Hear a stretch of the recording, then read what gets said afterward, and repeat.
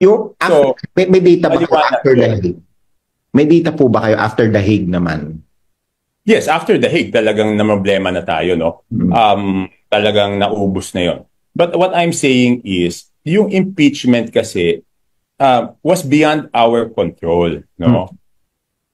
Pwede namang hindi impeach nun eh. Tsaka it was a useless exercise kasi yun naman yung sinabi ko sa kanila kahit pirmahan nyo ngayon, Feb 5, ganun din, June 2 pa rin yan itatakal ng Senate, no? So, ano nangyari doon? Di ba? Nagkaroon ng backlash naman talaga.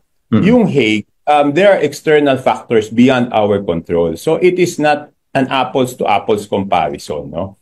Ang pag-usapan natin dito, yung totally within our control, yung impeachment. Kung hindi natin ginawa yun, hindi ganito kasama. Tsaka nagkaroon ng parang pattern. Isipin mo, una, in-impeach. Tapos, pinadala sa Hague. So, parang pinagplaplanuhan mo, di ba? But, kung wala yung impeachment, baka iba yung pananaw ng tao. Baka sabihin nila, sumunod lang talaga sa batas. Pero yung impeachment, iba ang tingin ng tao doon. Okay. Given what you said, bakit, kasi, given what you said, bakit nga ba kasi pinilit? If you had these discussions within the administration noon, bakit pa ipinilit yung impeachment even despite your warnings sa kanila? Bakit pinilit yung impeachment? Hindi na ako sinama doon sa Hindi na ako sinama doon sa huling usapan. Okay. Pero doon sa mga nangyari, may duda ako kung bakit pinilit yung impeachment. Can you share with us or would you keep that to yourself muna? Alam mo, di ba galit na galit si Presidente doon sa budget, di ba? Okay. At hindi lahat because of the lack of time, hindi lahat ng items doon na-veto. Di ba? Yes. Di ba yung unang usapan dyan is malaking amount yung i-veto, di ba? Yes. Later on, maliit na lang yung na-veto, like 20 billion yata. Okay? So, ang ginawa nun, nagkaroon ng conditional release, di ba? Yes. Okay. So, noong hindi mailabas yung conditional release, yun ang, sa tingin ko, nung time na yun ang iniisip kong nagtulak. Na ituloy yung impeachment para meron silang magamit at sabihin na kailangan natin ilabas yung conditional release kasi pumirma tong mga to. And later on, I was proven correct. Yun yung duda ko noong ginagawa nila yan. Okay? Because there is no reason sasabihin ba may clamor? There was no clamor. Ang sinabi nila, alam ko, ang sinabi nila kay Presidente was hindi nila mapigilan yung clamor. Pero, RG, common sense naman, sinong politiko ang gustong may kaaway ka at gusto mong awayin yung Vice President entering an election? Yes. Number one.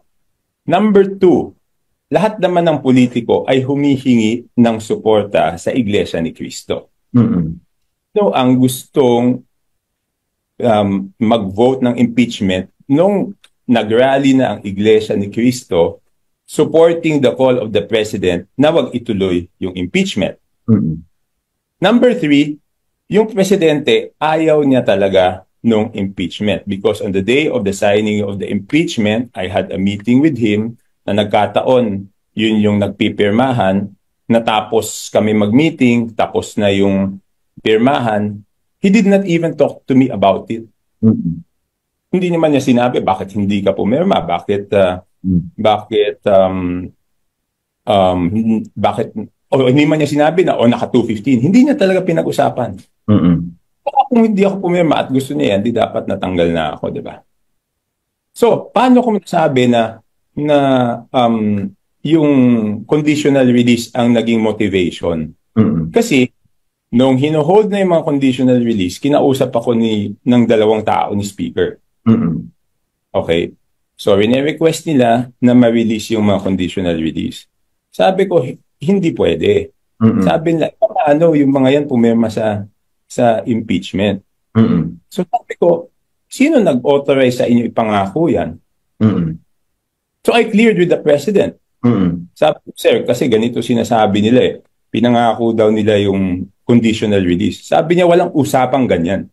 Mm-mm. Oh, so very clear. Okay,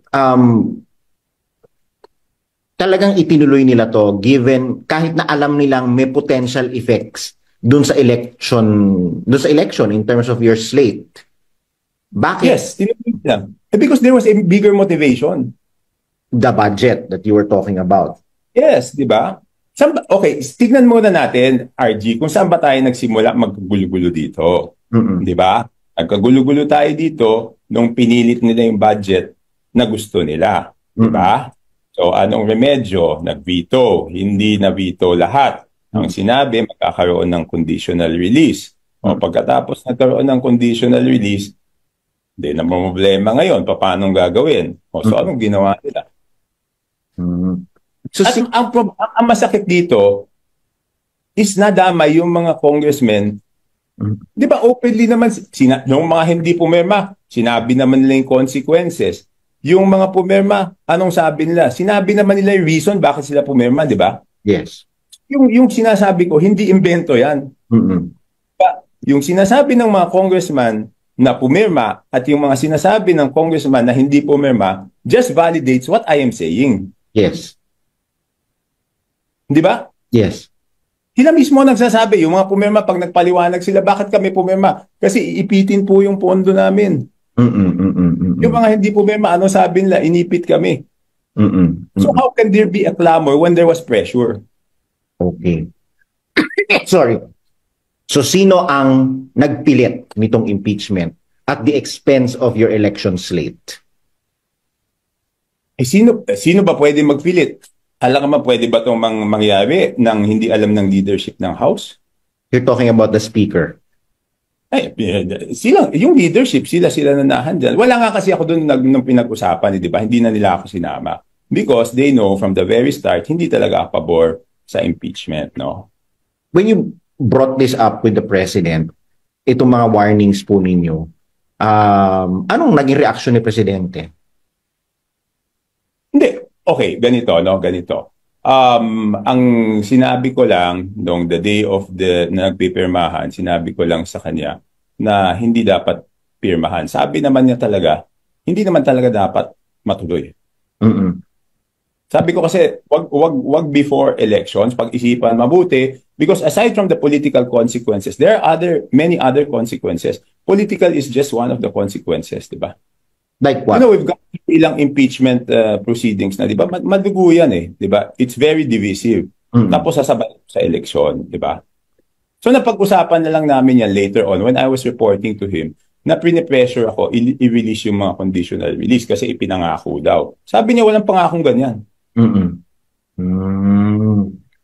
That's why until now, naka-hold talaga yung mga doubtful, yung mga projects na hindi natin sigurado. So that is, so ngayon may pressure na naman na gusto nila ma-release yung mga conditional release na yun.